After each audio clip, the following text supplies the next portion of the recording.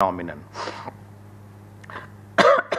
When I say how the school has changed, I want to begin by saying that probably teaching is the oldest profession that one can come across in the civilization. Although people would have recorded that, the science is the one which has really brought in new civilizations, and then the civilization has progressed because of agriculture and many other things people keep talking about. But I do believe that without the teacher, probably civilization would have never progressed, because it is the teacher who transmits the earlier fund of knowledge to the next generation, which is what keeps the continuity of culture and civilization to progress. And teaching is the oldest profession. If you look back in the history, therefore, teachers always existed, historically. And who were the teachers, if you go back in the history of civilization, even before the schools came? Because we know the kind of schools that we have is a more modern creation. It did not exist earlier. But teachers did exist earlier also. But historically, teachers were the creatures of the community, local community. Who would be a teacher is decided by the community, who was vested with not merely authority, but also complete freedom to decide what the children who are left with the teacher should be doing with the children. And the guru always had a differentiated curriculum for every child. As Dronacharya did, he didn't teach the same techniques to Duryodhana and Arjuna. Gave different sets of instruction to each of them. He found what is good for each and then gave. That was the tradition that we always had. That the teachers, whether in this country or anywhere else historically, who were created by the community, given complete freedom. In other words, actually I was just glancing through the material that has been distributed in a study that was done on DPS. There was a reference made that the EWS children who are admitted, one of the encounters with a parent, the researcher is saying that complained about the child. Other parents were complaining, but that parent told, अब तो हमारे बच्चों को आपके साथ छोड़ दिया, अभी आप जो करना चाहते हैं आप कीजिए. No, this exactly was the way historically it was. Teacher was the repository of everything with respect to the child, and complete authority to the teacher to shape the life and personality of the children. That's the kind of authority we gave to the teachers historically. And what the teacher says, you never questioned. Why was it not questioned? Because the teacher remained the supreme authority, authenticity in terms of the knowledge world. In other words, the teacher's main authority was his engagement with the intellectual world. Second, I think he was also considered the supreme authority in terms of what I would call the teaching at that time was seen as an ethical endeavor. That is, the shaping the personality of the individual is not merely giving knowledge. It's not that you have a textbook and you teach and you conduct examination, give grade is not the one. It is shaping the personality of the individual. And therefore, it was also seen as an ethical endeavor. That is the kind of freedom, authority, autonomy that was given to the teacher. But then came, as we know, the modern world, the Industrial Revolution brought a new framework, which is what we have inherited. Today, school is what I call an age grade matrix. Because if you tell the age of the child, I can tell you the class in which the child should be or is. And if the child is not in that class, you would consider there is something wrong with the child. It's almost come like that. It's what one of the French philosophers has said, that uniformization, he calls it, Michel Foucault. Foucault says that it is what this world has come to be, is that the school is like a ritual today. It's like if you want to belong to the civilized club of the world, then you should go to school. You should have gone to a school and then come out of it. Not only that, he says many things. To belong to the civilized club, you should have been born in a hospital, not at home. Hospital where the nurses would wear white clothes, not anything else.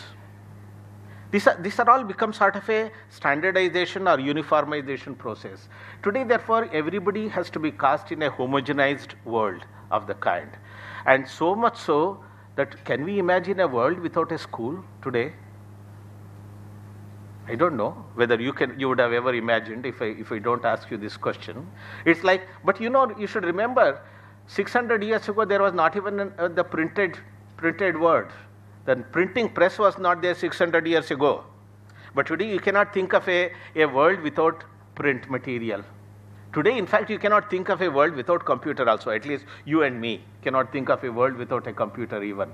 And many of us, for instance, you cannot even think of a world without a mobile in your hand. The world has changed so much.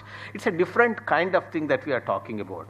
But what the Industrial Revolution did is standardization of what we call a school. Today what we have as a school, the age grade matrix, is an economic model that came with the Industrial Revolution, we know that. What did it do to the teacher? With the rise of this modern school, the rise of the modern school also was accompanied by the rise of the modern nation state, as we know. The nation state also rose around that time, the idea of nation state. The countries became important, whether it was a republic or whether it was a feudal setup that you are talking about. And the result is that the state became a very important player in deciding what education ought to be. So the schools, what they should teach was not to be determined by the teacher, but what the school should teach is determined by the state. So with the rise of the nation state, the school curriculum also came to be determined by the state more and more, and therefore the school curriculum symbolized the nation itself, the loyalty to the nation, the idea of citizenship came as a very important one. So the whole idea of what a teacher should be doing changed. So teacher became over a period of time an employee of the state. I'm just talking, compare it with the situation where teacher was one's own master to a situation where the teacher became an employee of the state. And state determines what should be taught. You have the freedom, of course. In the classroom, we always have the freedom that we can do what we want to do, and we can decide not to teach also. Not very easy to really control a teacher when you are in the classroom, what you want to teach, how you want to teach, whether we like or not. But that is the limit that is placed is inside the classroom. You can be, as one of our colleagues, Professor Krishna Kumar talks, a teacher in India is like a meek dictator. In the classroom, you are a big dictator, but otherwise you are a meek person outside because somebody else is pulling the strings as to what you should be doing. This is what the modern education system has done to the teacher. Now, actually, the state, have we been happy with this? No. There have always been a running battle between the state and the education system, saying that you should give us more autonomy. We should not really say what we should be doing. The teachers should have more autonomy, school should have more autonomy. Not just here, all over the world. In fact, this has been a running battle. I would say school, when I say, I would include college also, in the sense that how it should happen and all. This autonomy issue is a big issue between the state and the education system. Freedom of the education, it should not be controlled. Because once the state comes, politics also comes into picture. But while it has been happening, the new elements have come into picture also.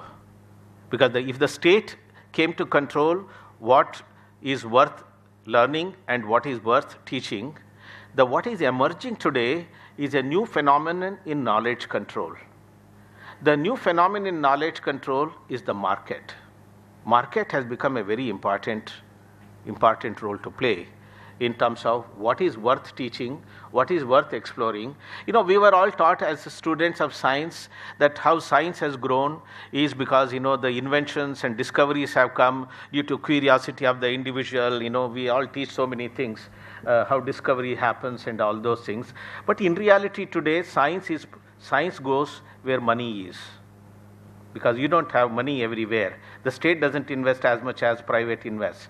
In fact, it is said that around 80 to 85% of all research in biotechnology is supported by pharmaceutical firms. Pharmaceutical firms are not charity organizations. They are not state. They are actually profit-making organizations. In other words, market is a very important player in determining what is worth exploring. In turn, therefore, what is worth transmitting as knowledge also.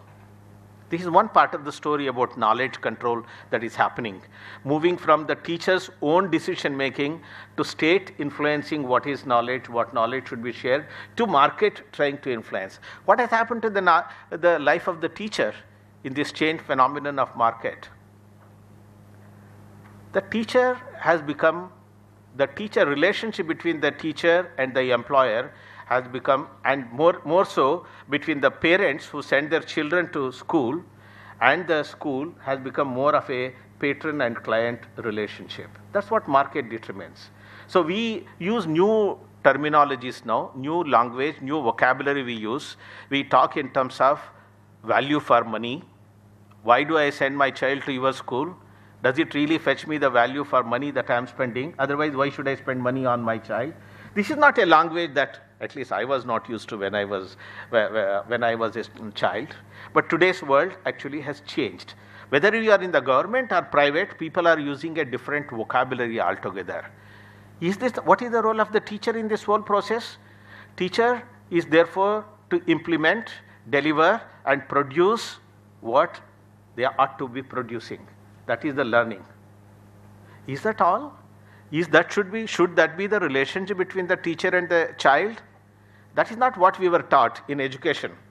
The relationship between the teacher and the child was taught very differently, as a very noble relationship, very unique relationship, very special, sacred relationship. All these were talked about, whether it is Froebel or Rousseau or anybody who talked about within India, whether Rabindranath Tagore or Gijubai Badekar, any of them they talked about. They all talked about child and teacher relationship very differently.